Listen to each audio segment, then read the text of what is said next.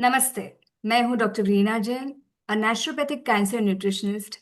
आज हमारे पॉडकास्ट में एक बहुत ही खास गेस्ट है।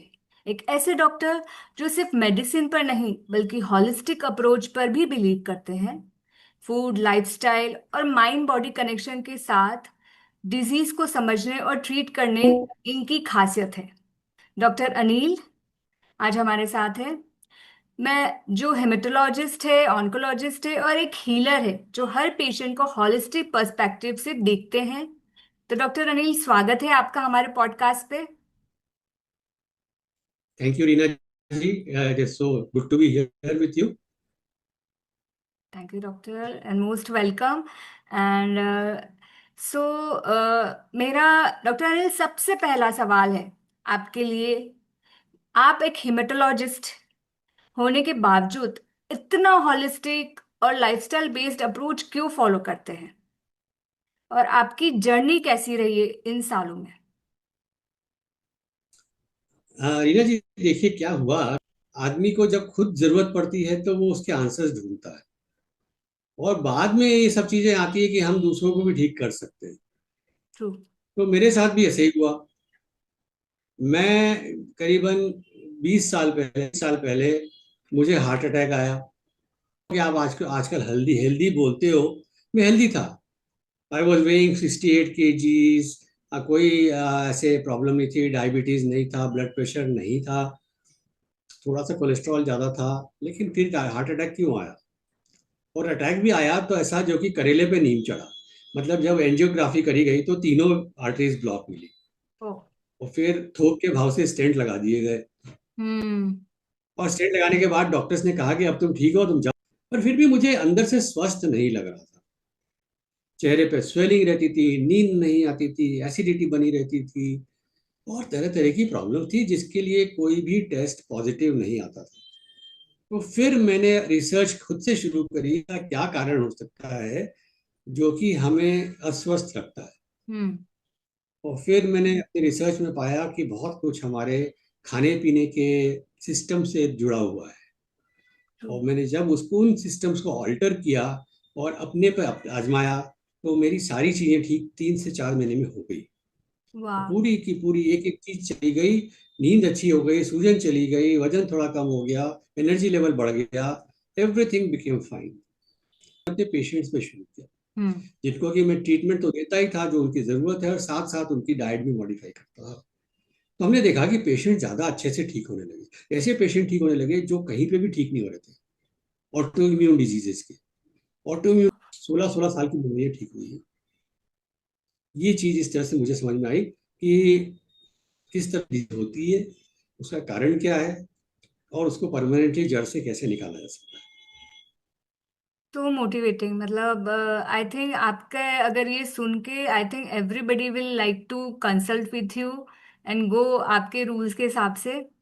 सो डॉक्टर, हमारी ऑडियंस के लिए एक इम्पॉर्टेंट बात कि आपके हिसाब से फूड और लाइफस्टाइल चेंजेस डिजीज जैसे ब्लड कैंसर है और ब्लड डिसऑर्डर्स है, इम्यूनिटी के लिए कितना पावरफुल होता है? ये देखा है कि हम अगर फूड को चेंज करें, हम्म। टाइप ऑफ फूड को चेंज करें, तो एक एक चीज ठीक हो सकती है। ऐसी बीमारियां ठीक हो सकती है जो आप सोच नहीं सकते। अभी आपने कभी सुना है कि थायराइड का प्रॉब्लम ठीक हो जाए? आज थायराइड की प्रॉब्लम सबसे बड़ी प्रॉब्लम है राइट। सोसाइटी में। मुझे एक घर ढूंढ के दिखा दो जिसमें एक थायराइड का पेशेंट ना हो। हर किसी को थायराइड हो रहा है। क्यों हो रहा है? ऑटो इम्यून डिजीज है वो। हम्म। उसके साथ ब्लड प्रेशर। और जब पेशेंट आते हैं मेरे पास, बोलते हैं हमारे को थायराइड है, मैं कहता रुक जाओ, मैं बताता हूँ तुमको और क्या क्या है। फिर मैं उससे पूछता हूँ तुमको बीपी है? बोला हाँ बीपी है। तुम्हारा शुगर ज्यादा रहती है? बोले हाँ ज्यादा रहती है। फैटी लीवर है? बोले हाँ फैटी लीवर है। आर्थराइटिस है? वाला आर्थराइटिस है। ये सारा एक स्पेक्ट्रम है जो कि ऑटो इम्यून होता है। और ऑटो इम्यून क्यों ट्रिगर होता है? उसका ट्रिगर हमें मिल गया कि ये खाने पीने के गलत, हमारे जो पद्धतियां चल रही है या जो मॉडर्न वे ऑफ लिविंग है, हम्म। उससे बहुत स्ट्रांगली जुड़ा हुआ है। सो डॉक्टर, आपके पास जरूर ऐसे पेशेंट आते होंगे जिन्होंने सिर्फ मेडिसिन के साथ साथ लाइफस्टाइल चेंज करके भी अपने हेल्थ के आउटकम्स को इम्प्रूव किया होगा। तो कोई एक ऐसी यस। इंस्पायरिंग कहानी आप शेयर कीजिए ना। हाँ जरूर, क्यों नहीं। तो एक महिला आई थी जो मैं आईटीबी की पेशेंट, आईटीबी की पेशेंट थी। उसको प्लेटलेट काउंट 10-15 हजार 20 हजार से ज्यादा बढ़ते नहीं थे। सब तरह की दवाइयां कर ली और पूरे इंडिया में घूम चुकी। तो यहाँ आई थी, उस समय कोविड फैला हुआ था। तो कोविड में मेरे से मिली तो मैंने भी उसको दवा तो दी, थोड़ा सा उसको इमीडिएटली तो रिलीफ देना था।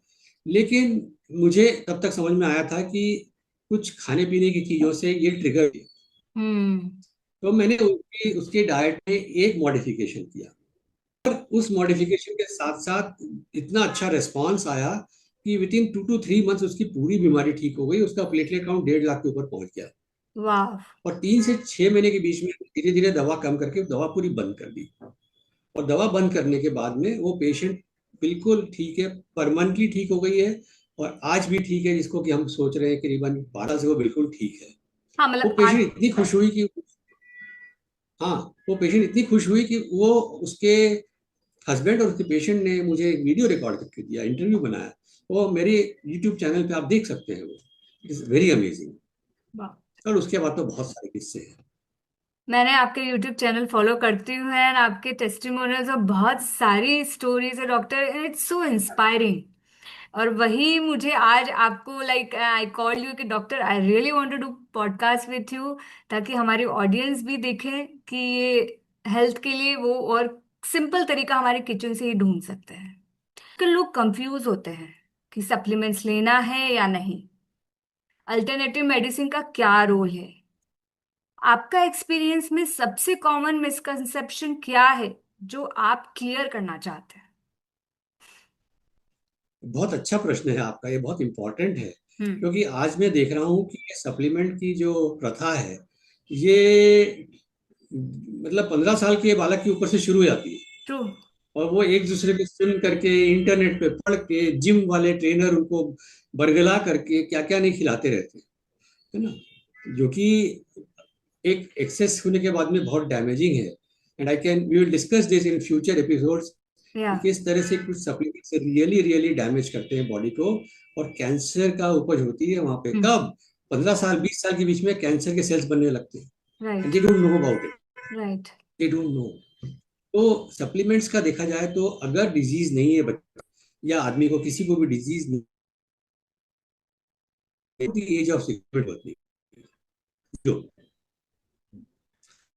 हमें सप्लीमेंट किस चीज का चाहिए, हमें चाहिए पौष्टिक आहार का एक नेचुरल सप्लीमेंट चाहिए जो कि नेचर ने हमारे लिए डिजाइन किया है।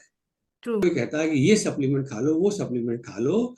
आप उसको ये कह सकते हो कि मैं सप्लीमेंट तो छोड़ो, लेकिन मैं प्योर फूड खाऊंगा, मैं नेचुरल फूड खाऊंगा, मैं ऐसा फूड खाऊंगा जो मेरी बॉडी के लिए नेचर ने, भगवान ने डिजाइन किया।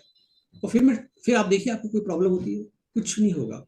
ये हमारा पूरा स्टडी है, 5 साल का हमारे पास डेटा है कि हमने कितने पेशेंट्स को लेकर पीरियड्स को भी हेल्थ प्रोग्राम में जाकर के इम्प्रूव किया है विदाउट सप्लीमेंट्स, उनके सप्लीमेंट्स बंद कराए हैं। और सारे टेस्ट उसके बाद ब्लड टेस्ट हम करते हैं, हम्म। देखते हैं कि उनको कोई डेफिशिएंसी है, नहीं है। आपने B12 और विटामिन डी के बारे में बहुत सुना होगा, ट्रू, हर कोई ये लेता है बहुत उसे। कॉमन है। बहुत कॉमन है। Exactly exactly. मेरे प्रोग्राम में जब 3.5 महीने के प्रोग्राम में लोग आते हैं, हम उनका विटामिन डी और B12 पहले मेजर करते हैं, हम्म। उनको रिकॉर्ड में चाहिए। और प्रोग्राम जब खत्म होता है, तो जिस प्रोग्राम में हम सिर्फ नेचुरल डाइट देते हैं, कोई सप्लीमेंट नहीं, दोनों लेवल्स नॉर्मल या बढ़िया बढ़ जाते हैं। कैसे हुआ, सोचो। क्योंकि बॉडी डिटॉक्स हो गई और बंदा एंड पेशेंट हेल्दी खा रहा है।